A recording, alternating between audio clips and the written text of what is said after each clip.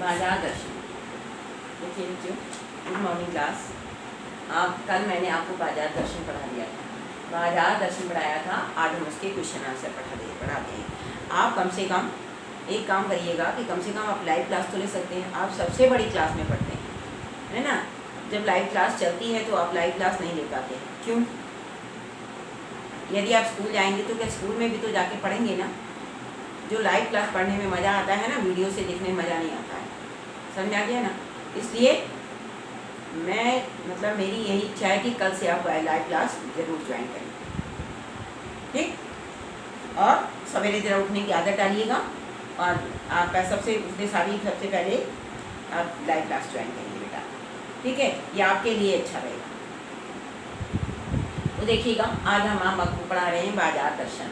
बाजार दर्शन में देखिए पूरा मैंने पढ़ा दिया था बाजार का दर्शन, और अब इसके हम आपको पढ़ाते हैं क्वेश्चन आंसर। क्वेश्चन आंसर में देखिएगा लिखता है, कहते हैं कि बाजार का जो जादू है, बाजार का जादू चढ़ने और उतरने पर मनुष्य पर क्या क्या असर होता है। बाजार का जादू जब चढ़ता है और जब उतरता है। जादू चढ़ना मीन्स क्या होता है? बाजार के जादू चढ़ने पर क्या करता है मनुष्य? आवश्यक सामान और जो नहीं ज़रूरतमंद सामान होता है, अनावश्यक सामान, दोनों ही सामान खरीदता है। और जब तक उसकी पॉकेट मनी, जब तक उसकी पॉकेट चलती है, जब तक उसके पॉकेट में पैसा होता है, जब तक उसके पॉकेट में पैसा होता है, वो अनावश्यक सामान जो है खरीदता चला जाता है। और जब वो खरीदता है तो उसमें बड़े गर्व का अनुभव करता है। लेकिन क्या करते हैं, जब उसका बाजार का जादू जब उतरता है, वो जब अनावश्यक सामान खरीद करके घर ले करके आता है, तो क्या होता है, वो सामान बिल्कुल कोई ज़रूरतमंद का सामान है नहीं। तो क्या होता है, वो उसका मन जो है उस सामान को देख करके व्यथित हो जाता है। व्यथित हो जाता है मतलब उसका मन दुखी हो जाता है। उसका मन दुखी हो जाता है और उसे जो उसने अनावश्यक खरीदारी की है उस पर उसे पछतावा भी होता है। अतः वह अपने आप को कैसा महसूस करता है? वह अपने आप को ठगा सा महसूस करता है और मन ही मन भविष्य में फिजूल खर्ची फिजूल खर्ची करने से वो तौबा कर लेता है। सोचता है कि आगे से अब ये काम नहीं करेंगे। कहते हैं ना, बाजार में गए, तरह तरह का सामान देखा, लोग मतलब आकर्षित, बाजार का जादू चढ़ना भी होता है।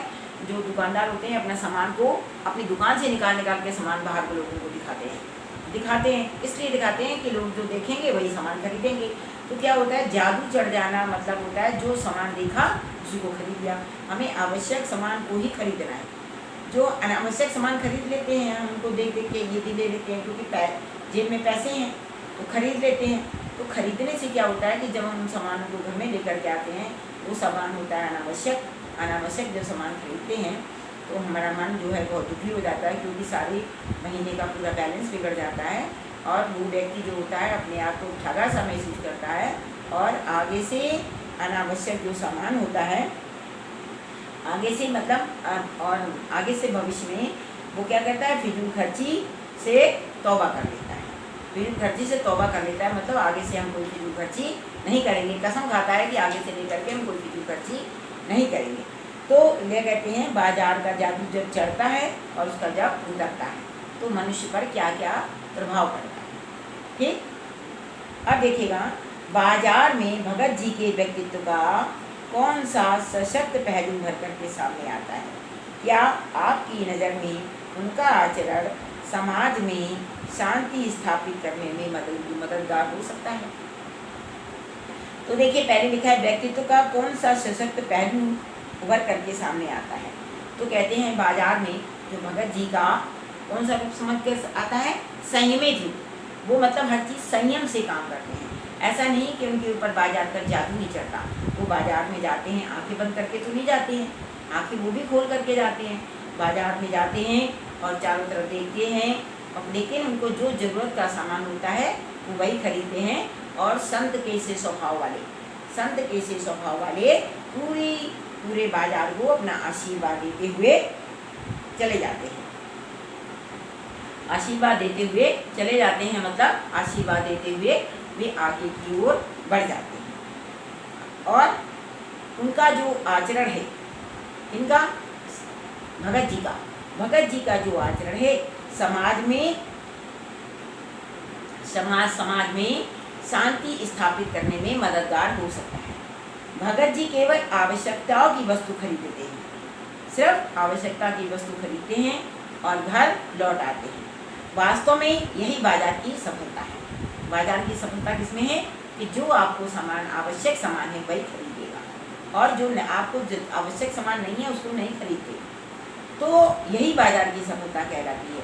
यदि कोई बाजार की चकाचौंध में उलझ करके, बाजार की चकाचौंध मतलब चारों तरफ इतनी सारी दुकानें लगी हैं, बहुत सामान लगा है, इसको कहते हैं बाजार की चकाचौंध। बाजार की चकाचौंध में उलझ करके यदि कोई सामान खरीदता है तो इसमें बाजार की शोषण की वृत्ति को बढ़ावा मिलेगा, शोषण की वृत्ति को बढ़ावा मिल जाएगा और बाजार में ग्राहक के संबंधों में खटास आ जाएगी। मतलब जो जितना चाहेगा उतना ही उससे मतलब शोषण करेगा मतलब उतना ही उससे पैसे की मांग करेगा। शोषण करेगा मतलब उतने ही पैसे से खरीदेगा और जब उसे ज़्यादा पैसे मिल जाएंगे तो वो अगले ग्राहक से भी वैसे ही खरीदेगा। तो इससे शोषण की जो प्रवृत्ति होती है, प्रवृत्ति मीन्स क्या होता है, आदत।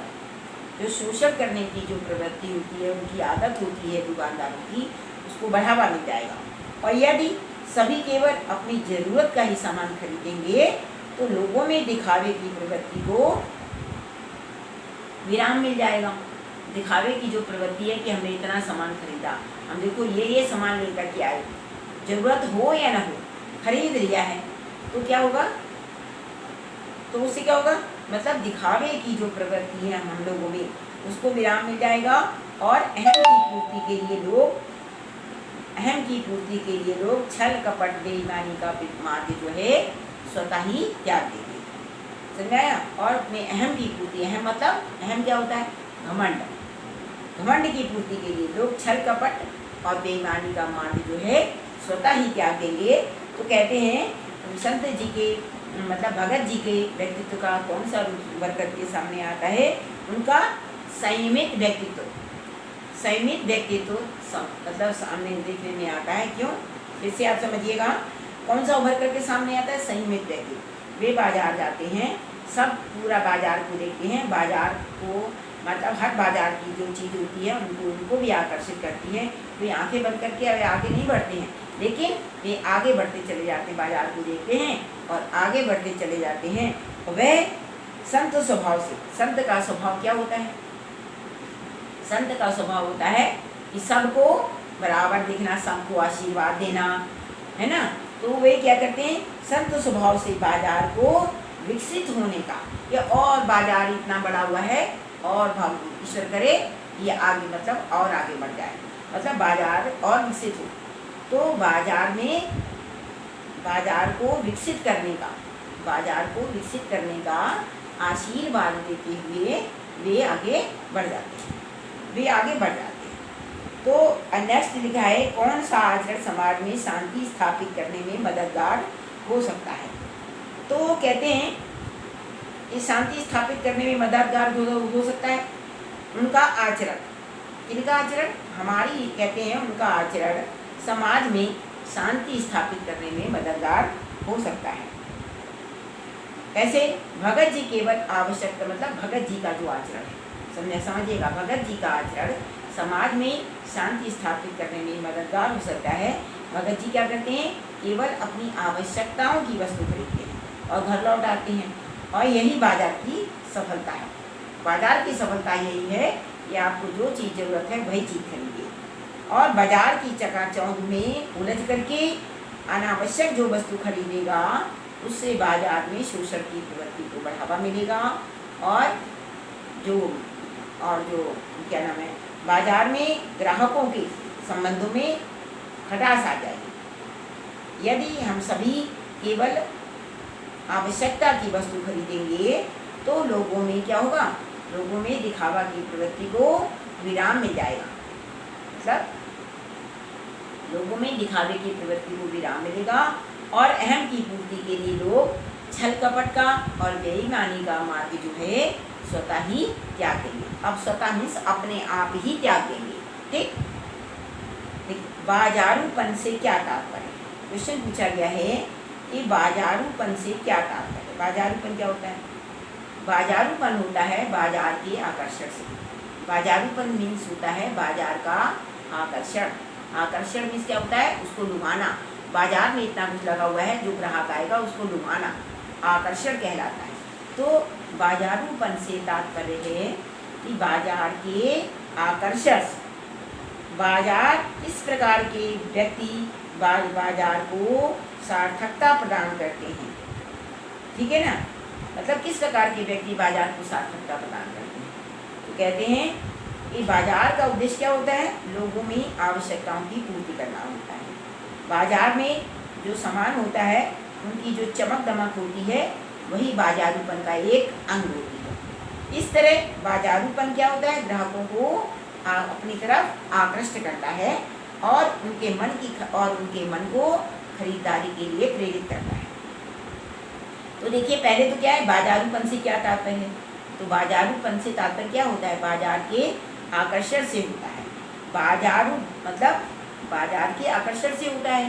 तो बाजार का उद्देश्य मेन क्या होता है? बाजार का मेन उद्देश्य होता है कि लोगों की आवश्यकताओं को पूर्ति करना। लोगों की आवश्यकताओं को पूर्ति करना। बाजार में जो सामान है उसकी जो चमक दमक है बाजारूपन का ही एक अंग होता है। इस तरह बाजारूपन क्या करता है? ग्राहकों को अपनी ओर आकृष्ट करता है और उसको क्या करता है? और उसको मन की खरीदारी के लिए और उसके मन की जो खरीदारी के लिए उन्हें प्रेरित करता है। लोग क्या करते हैं? बाजार में सामान लगाते हैं, बाहर की तरफ बाहर भी लगा देते हैं, फुटपाथ पे लगाते हैं और क्या करते हैं? शाम के समय 3-3, 4-4 लाइटें जला देते हैं जिससे कि उनमें हर एक वस्तु में मतलब चमक आ जाती है, मतलब एक आकर्षण सा दिखाई देने लग जाता है।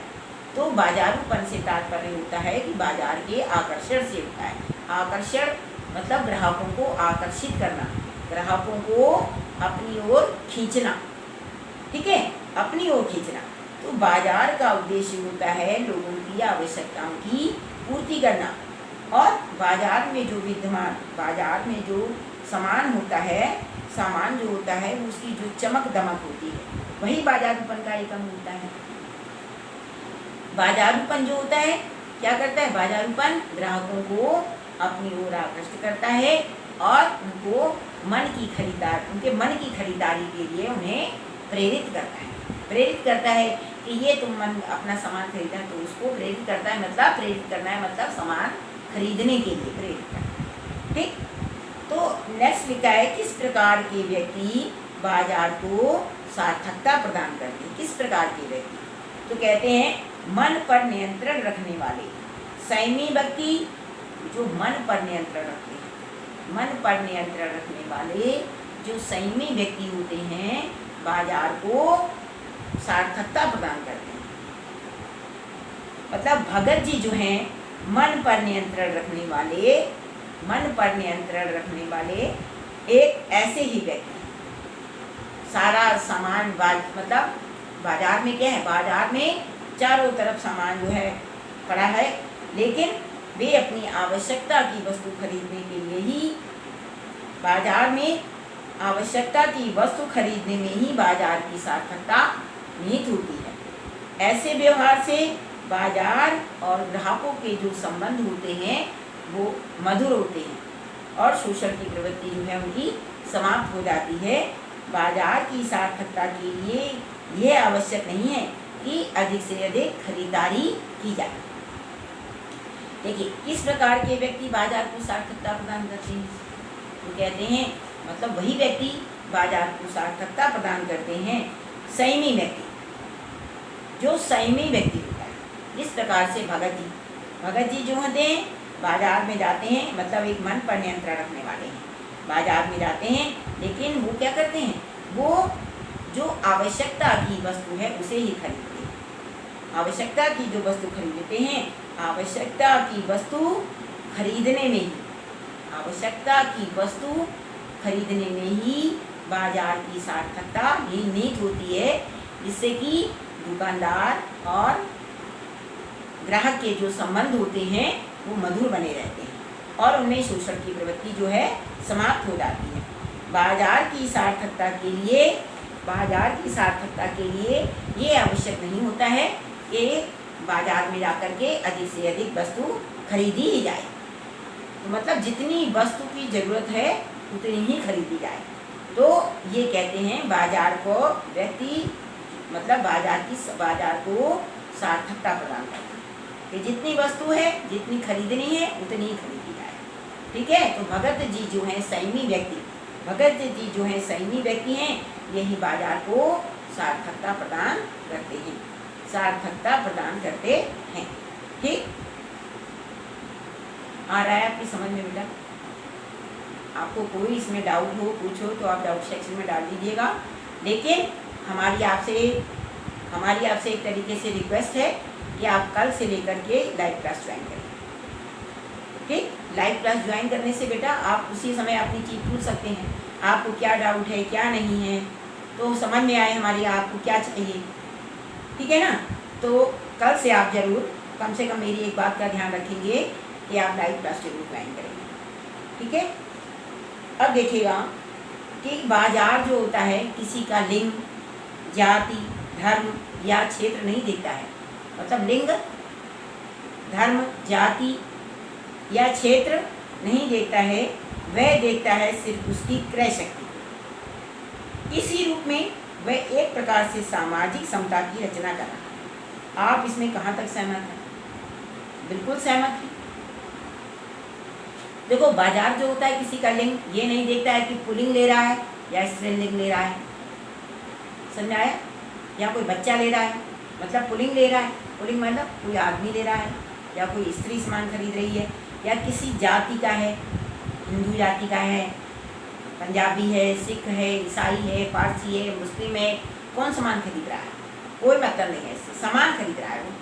तो किसी भी धर्म को मानता है या किसी क्षेत्र में रहता है, उस क्षेत्र में रहता है, इस क्षेत्र में रहता है, अलग अलग क्षेत्रों में रहते हैं, तो वो किसको देखता है? सब उसकी क्रय शक्ति को। क्रय मीन्स क्या होता है? क्रय मीन्स होता है खरीदना, और विक्रय मीन्स होता है बेचना। समझाया?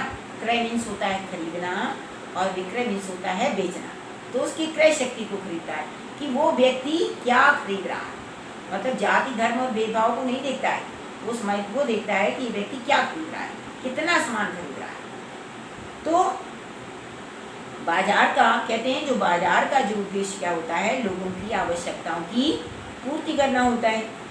ऐसे में बाजार ग्राहक को ये नहीं देखता है कि वो मतलब किस धर्म और जाति का है, बट वो जानता है कि बाजार जो है ज़रूरतमंद चीज़ों को, बाजार में जो ज़रूरतमंद लोग हैं उनकी चीज़ों की पूर्ति करना होता है।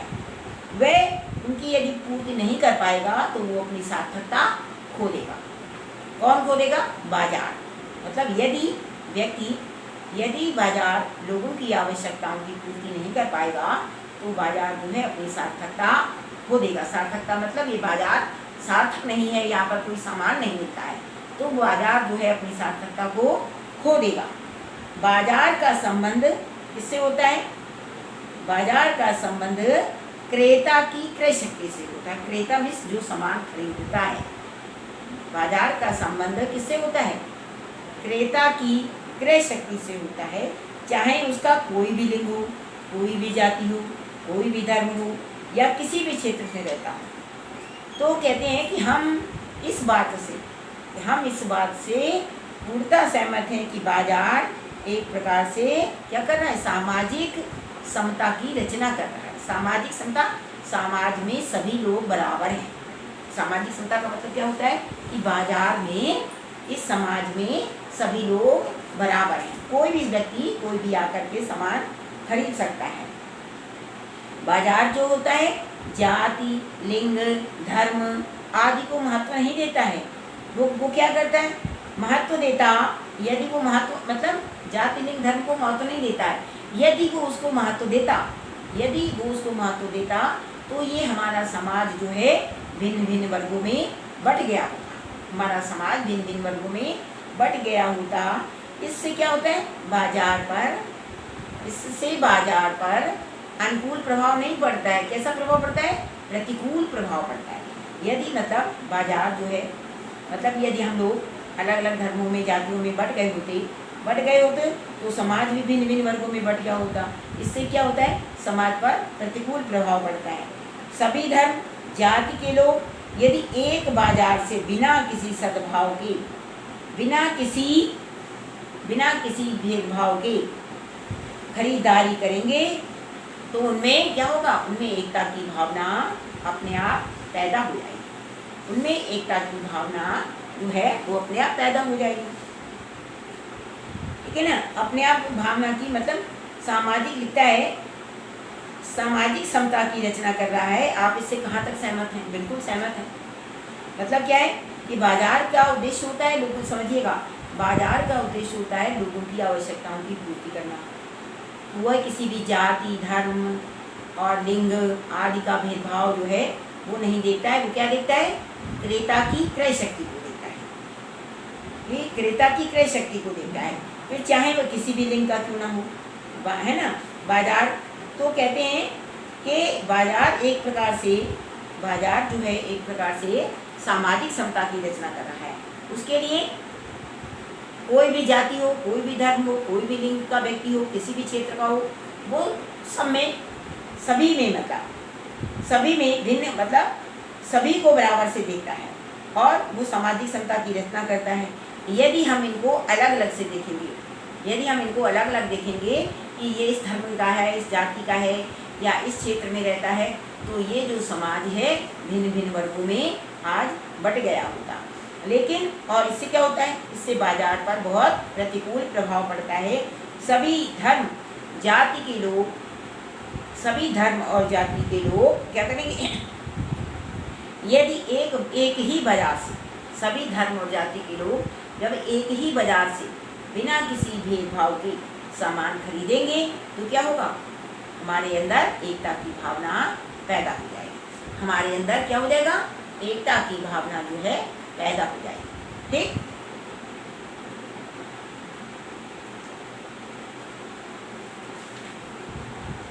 अब देखिएगा, कहते हैं बाजार दर्शन पाठ में बाजार जाने या ना जाने के संदर्भ में मन की कई स्थितियों का जिक्र आ गया है। आप इन स्थितियों से जुड़े अपने अनुभवों का वर्णन कीजिए। कहते हैं मन खाली हो मतलब मन में बाजार के किसी भी सामान को खरीदने की इच्छा ही ना हो। बाजार तो जाएं, लेकिन बाजार में किसी भी चीज़ को खरीदने की हमारी कोई इच्छा नहीं है, तो मनुष्य बाजार में घूम करके कहते हैं बिना कुछ खरीदे ही वापस आ सकता है। मतलब हम लोग बाजार जरूर कई बार होता है कि मन खाली होता है, कुछ नहीं खरीदना, कुछ नहीं है, लेकिन चलते हैं जरा बाजार, जरा रौनक देख के आ जाते हैं। कहते हैं ना मन खाली हो, तो कहते हैं मन में बाजार के किसी भी सामान को खरीदने के लिए, मन में बाजार में किसी भी सामान को खरीदने के लिए कोई भी इच्छा ना, तो मनुष्य क्या होता है? बाजार में घूम सकता है और बिना कुछ खरीदे ही वापस भी आ सकता है। उसको कहते हैं मन खाली। नेक्स्ट लिखा है मन खाली ना हो, मतलब मन खाली ना हो अर्थात क्या होता है? मन में बाजार से खरीदने की इच्छा हो। पहले होता है खरीदने की इच्छा ना हो, मतलब मन खाली हो। अब लिखा है मन खाली ना हो, तो मन खाली ना हो का मतलब होता है मन में बाजार से सामान खरीदने की इच्छा हो।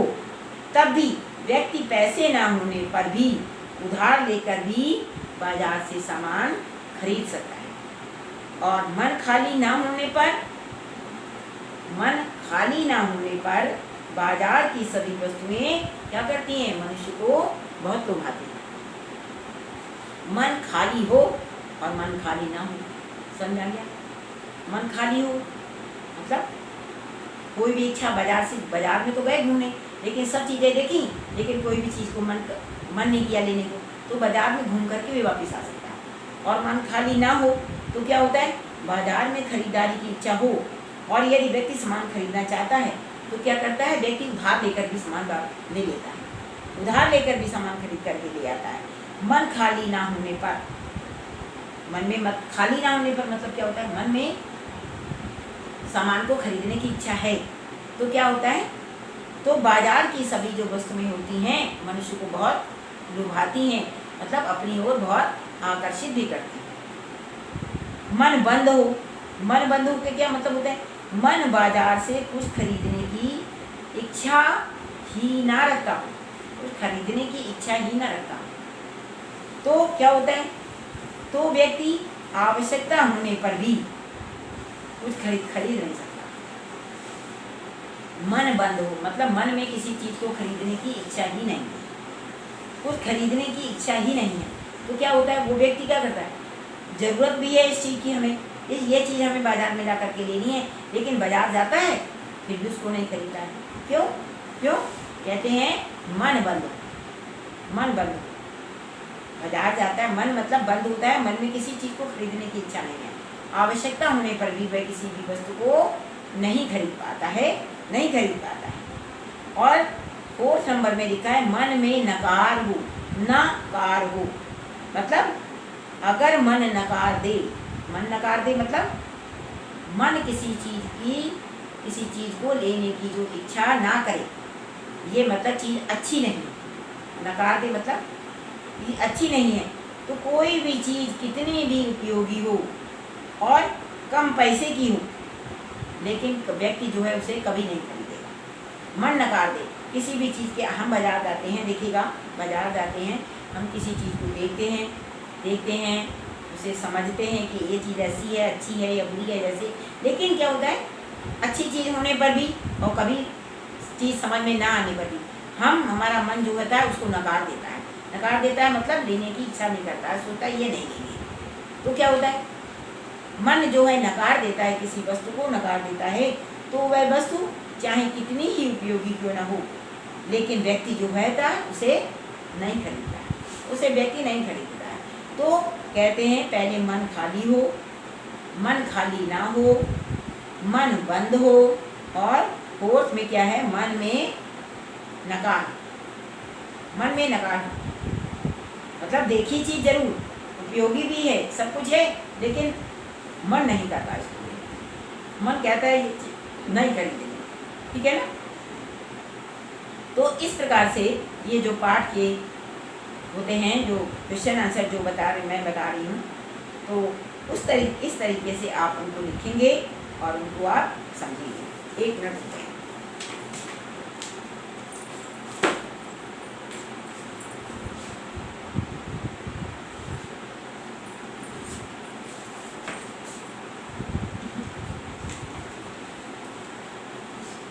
अब देखिएगा लिखा है, ये जो क्वेश्चन आया है कि स्त्री माया ना जोड़े, माया शब्द किस ओर संकेत कर रहा है। स्त्रियों के द्वारा माया जोड़ना प्रकृति प्रदत्त नहीं बल्कि परिस्थितियों वश होता है। वे कौन सी परिस्थितियाँ होंगी जो स्त्री को माया जोड़ने के लिए विवश कर देती है, माया जोड़ने के लिए विवश कर देती है। तो होता है स्त्री माया ना जोड़े, माया शब्द किससे होता है, धन और मोह। माया शब्द जो होता है धन और मोह दोनों की ओर संकेत कर रहा है, मतलब धन की ओर और मोह की ओर भी संकेत कर रहा है। स्त्री को धन का मोह और परिवार का मोह, स्त्री को किसका मोह होता है, धन का मोह भी होता है और परिवार का मोह भी होता है, दोनों ही होते हैं। स्त्रियों का माया को ना छोड़ना, स्त्रियों का माया को ना, माया मतलब धन पैसे को ना छोड़ना एक प्रकृति प्रदत्त होता है, प्रकृति के द्वारा दिया गया उनको एक वरदान है। तो कहते हैं स्त्रियों का स्वभाव कैसा होता है, स्त्रियों का स्वभाव पुरुष की अपेक्षा धन के प्रति अधिक कंजूस होता है और परिवार के प्रति अधिक समर्पित होता है। मतलब जो स्त्रियां होती हैं पुरुषों की अपेक्षा बहुत अधिक कंजूस होती हैं, बहुत कंजूस होती हैं।